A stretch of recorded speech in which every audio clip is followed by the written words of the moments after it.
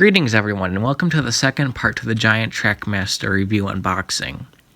In this part, I'll be continuing over the unboxing of the actual new unboxed items from the last part of the series, and then eventually later on in the same part, we'll see Thomas and Mavis at some of the destinations that have been discussed in this review, and then we'll see a few other characters and locations in part 3. So I hope you all enjoy, and let me know what you think in the comments. Alright, so I know I said I was gonna take off the tape off camera, but something tells me that people are gonna freak out if I don't show them either way, so let's see. Ooh, this is gonna be difficult. It helped the camera would focus, but heaven forbid it ever did that.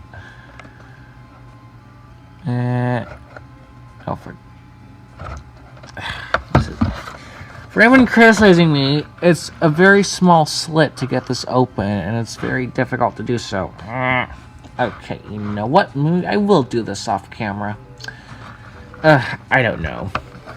Who knows? We just get to see my struggle open a box that is meant for 3-year-olds. Okay.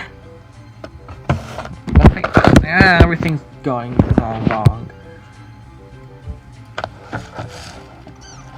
Here, oh, there we go. Okay, I figured out a system. Okay, now we can open it.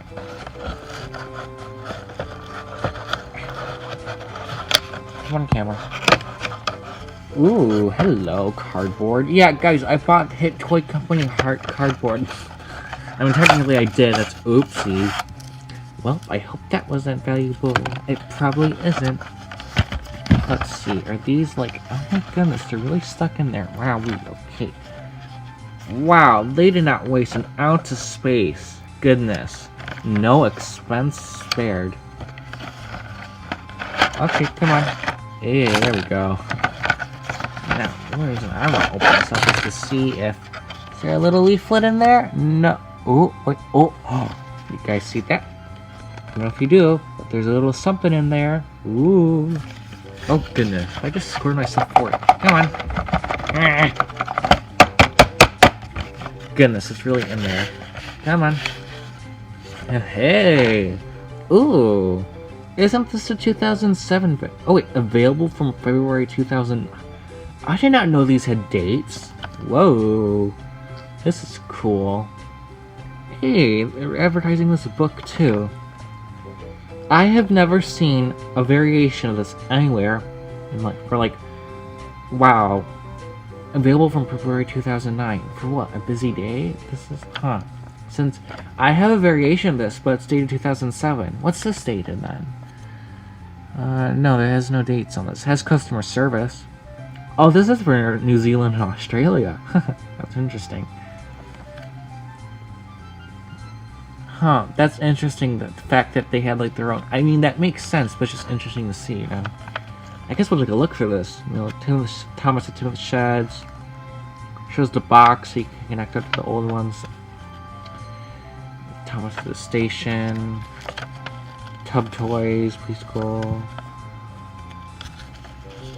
Railway destinations, yeah. So that's the thing I was ranting about earlier and not being able to find on eBay. But hey, I got this and that. And that's also that ballast piece I was talking about earlier, which I could not find. Let's see, this is the page. Remote Control James. Now, I believe here's at least 2008. Molly was 2000, or very late 2008, very early 2009. So that's interesting.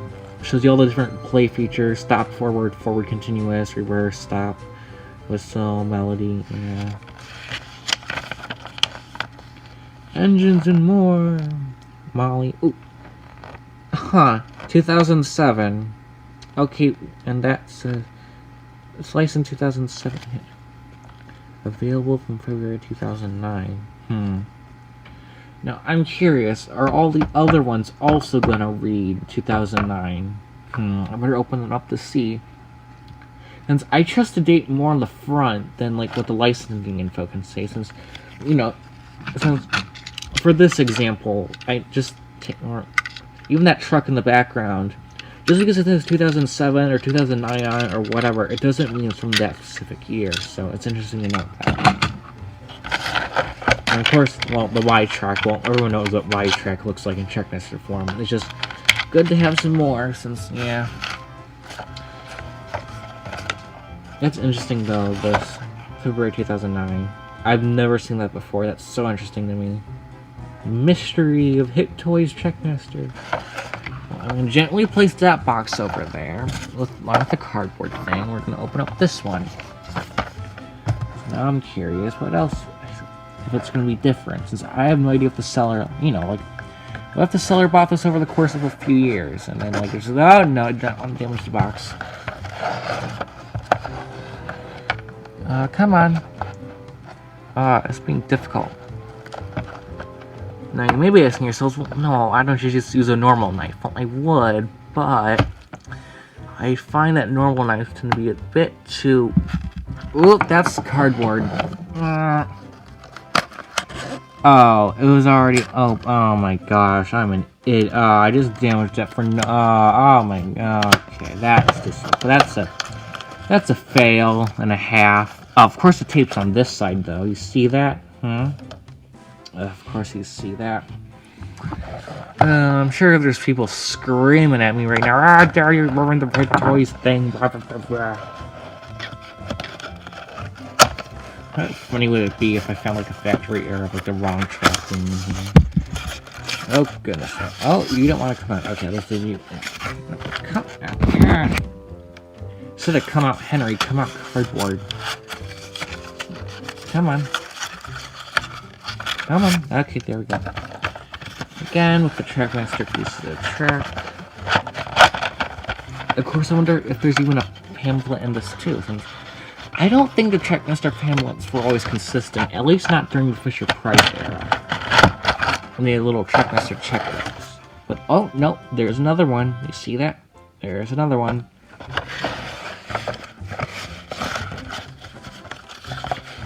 Oh, goodness sake.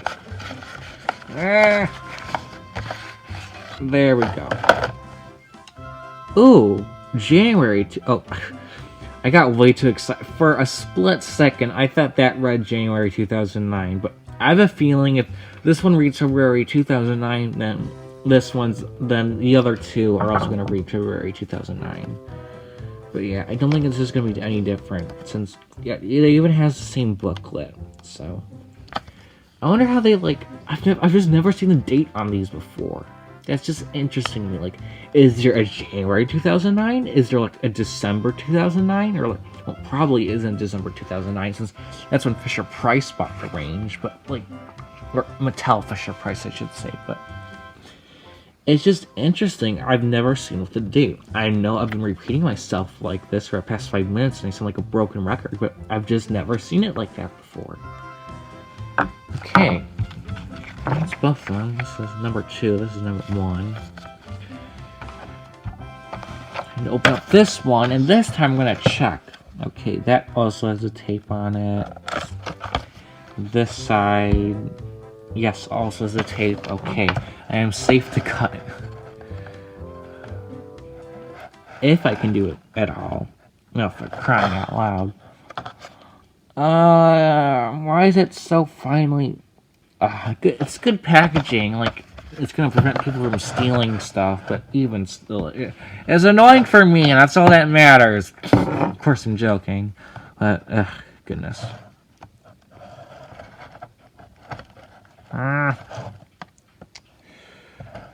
Oh, for crying out loud, this is so difficult. Noah struggles with tape and other stories. Although, I just spotted a little... Come on, there we go. Ugh, goodness. Is there a little indent here which I can slip the knife in through? Ooh, there we go. Hey, okay. Wow, okay. I did not expect that I'd be struggling so much to open these packages up, but hey-ho. Well, that came out nice and easily that time. I don't know why, but it did. Let's see. Let's get the track out. And And then it's got a little pamphlet inside. Oh, yes, there is. There is indeed. Gotta find it. Ooh, don't want to. Okay, there we go. Come on. No, don't go back in there. Okay, thank you. Yep, February 2009 again. So that's the third one. And, well, I'm gonna check the back side. Is the book any different? Nope, it's the exact same. Okay. Dollars to Donuts, the fourth one is also the same. Well, now I have an endless supply of all these Trackmaster booklets. Leaflets, pamphlets, not quite sure what you'd want to call them. It's definitely this interesting part of the unboxing. It says, hey, we're unboxing items from a box. Isn't that something? Now, this is the one with the double price tag. I think two of these had a double price tag. I'm still not sure which one it would have been sold at. Like, is it $13 or is it $4? Which one are you paying for? To be honest, I think neither of these are a good deal. Well, of course, that's a good deal, but only for you as a buyer. I can't imagine it's very profitable for the toy company. I'm sure like $5 or $6 would make more sense. I don't know. It's complicated, I suppose. And I'm sure they also sold items at a loss, but also sold other items at a profit. Since, you know, you have the big, expansive sets like Thomas at Smith Sheds, James at Boulder Mountain, Toby at the Copper Mine, all of the special flip face features and rolling stock and blah blah blah blah blah blah blah. I'm hoping catching most of them, cutting the knife on camera, or else I'm gonna be sad. Oh, come on. Oh, that's why I flipped it that side. Ah, goodness. Come on.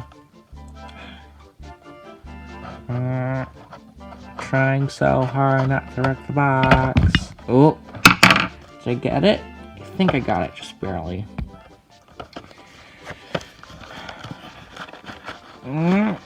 Did I? Yep, I did. Okay. Oh, no, I did not. Okay, panic. I didn't want to. I know the box is already damaged, but like, I don't want to make it worse, or else the pandem will hunt me down.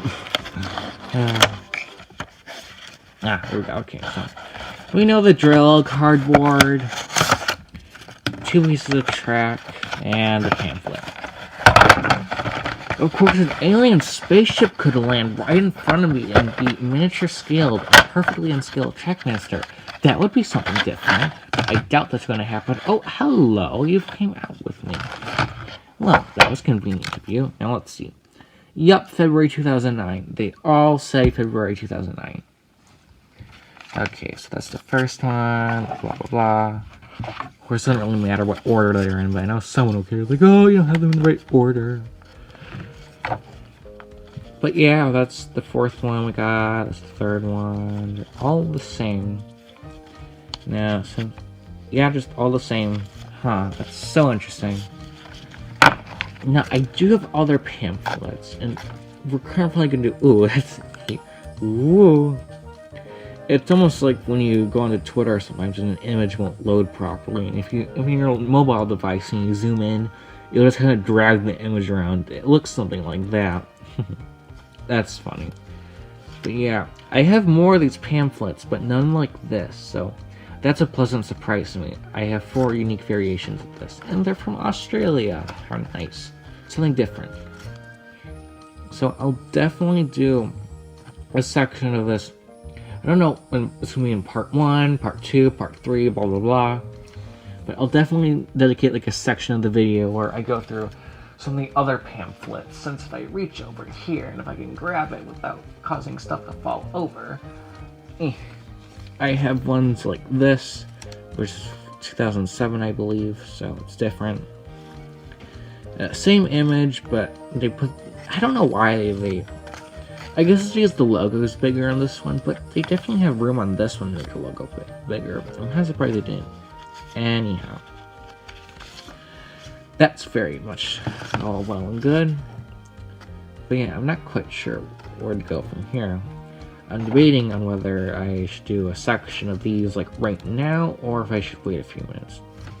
I think it's best that I just kind of just... What's the word? Blinkety blink blink blink. I cannot think. Wow, I am really blanking. Oh, I know. Do I wrap this section up with the Trackmaster track, since this was the fun section. This was like what I was looking forward to most. I know that's kind of weird, but like it's helping like to solve like the Hit Toys Trackmaster mystery of like when were these released? Since like it's clear that the seller bought these in February 2009, or at least 2009. But like, of course, licensing info isn't consistent, since on these it said 2008, if you recall, over the licensing info. This one's 2007. I could have sworn it's 2000. Now I'm second guessing myself. Oh dear. Alright, okay. So if we open this one. Nope, 2007 again. Although it has the Great Discovery, so it had to be 2008. So this one, yeah, Great Discovery, and it's, again, what has Flora? That's 2009. Oh my gosh, well, I guess that makes sense. 2009. So yeah, it'd have to. Wow, goodness. Yeah, you can definitely tell that my brain's fried. It's trying to keep track of 3 different dates all at once. But yeah, that's interesting. Just fact from February 2009. I wonder if that's like when the new year, in a way, for Hit Toys started, was February. That's like when all the new products would come out or whatever. That's very interesting, since if I move my camera, you see the trucks and track packs, right? Basically, in those, on one of those boxes, there's a sell date. It says April 13th, 2007, which is very interesting, since for the longest time, everyone has thought that the new Trackmaster range first released in 2007 in May, June. I don't know if that's like the consensus English, Noah. Use your English. Anyhow, I don't know if that's the broad consensus. As I was saying, I don't know if that's the broad consensus on the issue, but I do know a large amount of people have said that Trackmaster range started in 2007 in the summer. But in that box, which I'll show shortly, I'll show the proof, it says otherwise. But I think what I'll do, I'll organize this, and that way we'll go through each piece individually, very thoroughly, and see what they're like. Their differences, comparisons. I'd like to compare those 2 Percys over there. Look at the Thomas, the rolling stock. You know, I might look at these even more, since I'd like to compare them to the boxes over there that I have. So yeah, very interesting stuff. But that's all for part 2 and whatnot. Although I will show for the remainder of part 1 all the stuff lined up on the table nice and neatly, and then we'll get into part 2. Since, oh boy, I need a break from talking, and I also need water before I die of dehydration. Oh boy, so exciting.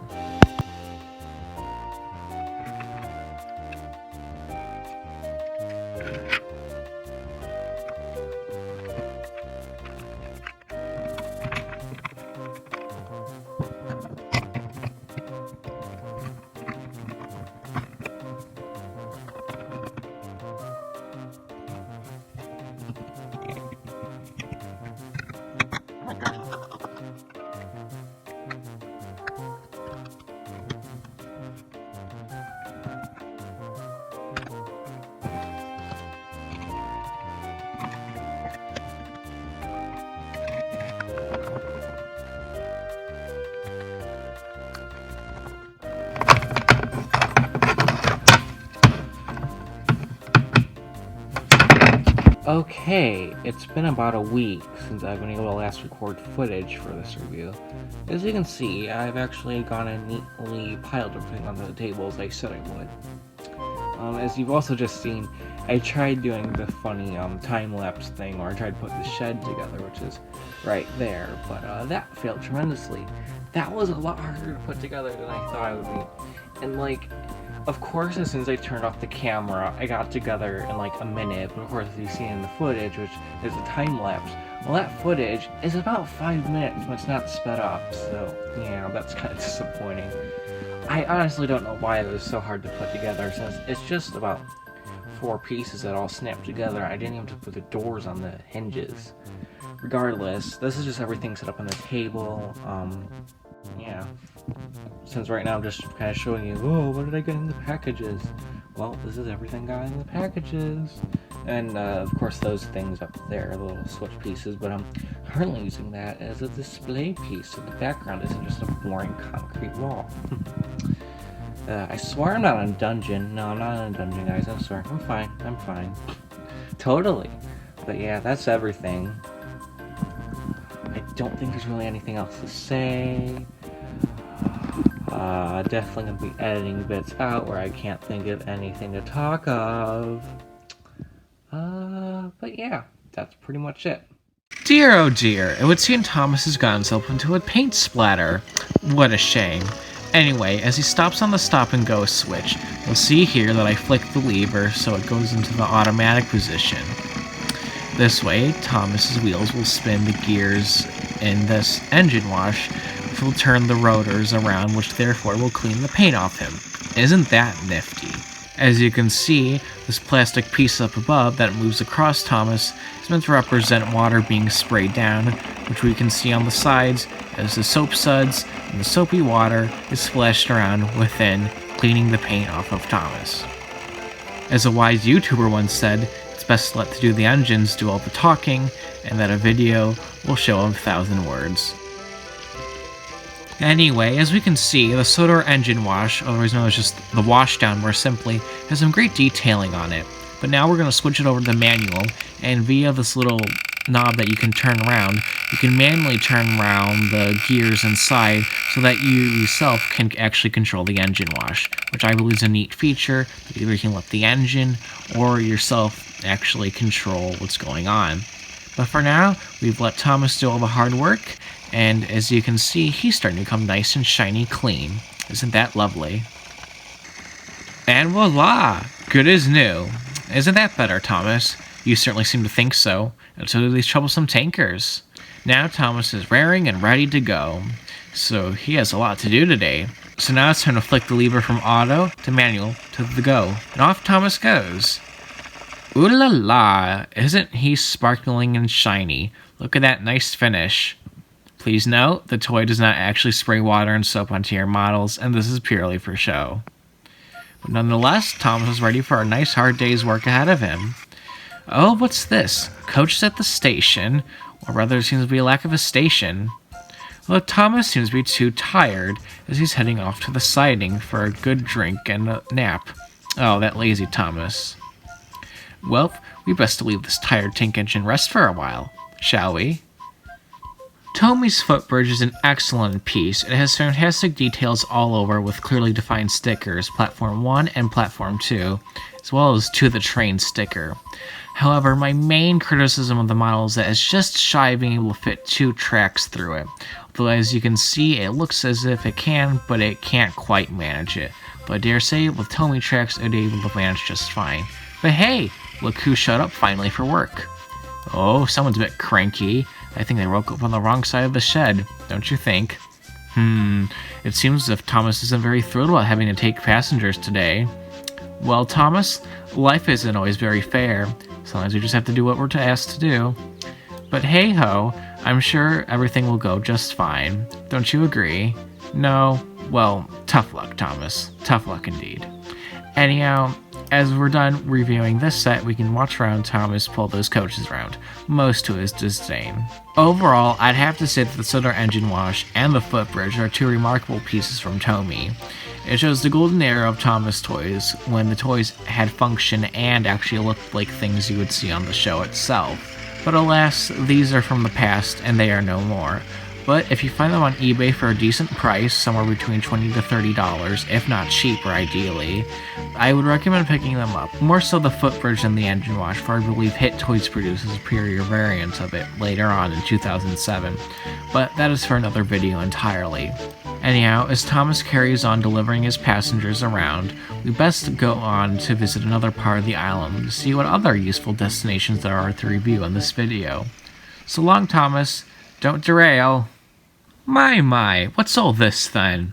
It would seem we're at the quarry. Isn't that nifty? Oh my, look at all these things to do around here. Trucks galore, tunnels and mine entrances, even a few coal hoppers by the looks of things. Well, there's quite a bit to get into, so we better go off to Thomas and see what he's doing. Oh, it seems like he's not doing anything at all. In fact, it seems like he's gone on a strike. And Toby's gone into shock because he's been overworked. And poor Percy seems far too tired to possibly do anything. I wonder who she'll be helping us today then. Oh, Mavis, how kind of you. Lucky for us, Mavis has very kindly offered her assistance in guiding us around the quarry today.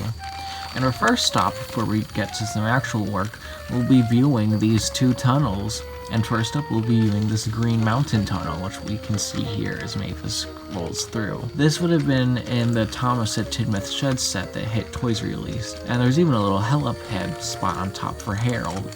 There's not much more to this piece other than it being a tunnel piece, and being rather unique in the fact that you can put a switch underneath, allowing the engine to travel in 3 different directions. Next up is the Crowman's Gate mine, which we see Mavis here going through smoothly. Now, this is included at the Arthur at the Copper Mine set, but it's also included in a few other releases under a few different variations.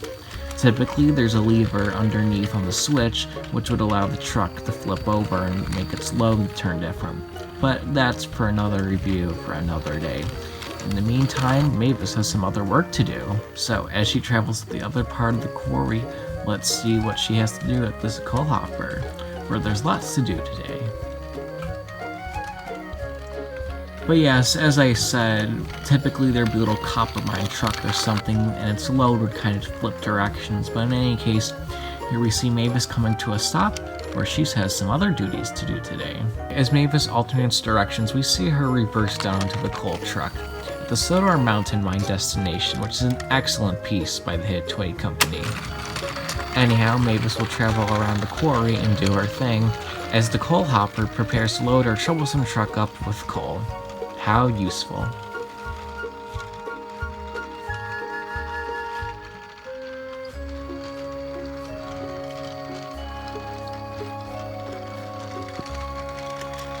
As you can see, Mavis comes to a stop on the red lever, and because of her wheels, it shakes the coal up into the coal hopper, ready to be loaded into the troublesome truck itself. It rattles and shakes, just as described.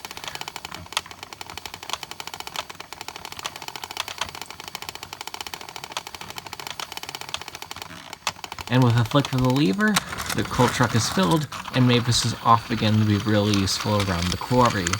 It's a neat little piece, and I quite like it. It's functional, it looks good, and it also has some good gimmicks to it. But in any case, Mavis has some other work to do around the quarry, but she best be careful, for the quarry can be dangerous and full of thrills and spills. Uh-oh, Mavis, watch out. There's a troublesome boulder up ahead. Oh no, Mavis! Oh, phew, that was close. Phew, the boulder just managed to land on the track up ahead. But not to worry, with the flick of a simple lever, Mavis will be off running it out again. And luckily, boulders are no issue for Mavis, for she just pushes out of the way. Well done, Mavis. I'm sure the Fair Controller will be really pleased with you. But now it seems Mavis is backing up to the Sodor coal hopper, which is red, which is different, since who doesn't like variety around here? Anyway, Mavis has picked up her troublesome truck and brake van. As we see her go around the quarry, she'll soon come back to the coal hopper to fill her troublesome truck with coal. And by the flick of this lever, it is all set for Mavis. Here, as you can see, the stop and go feature is ignited. Look, Mavis is coming just now through the Green Mountain Tunnel. Right on time and really reliable.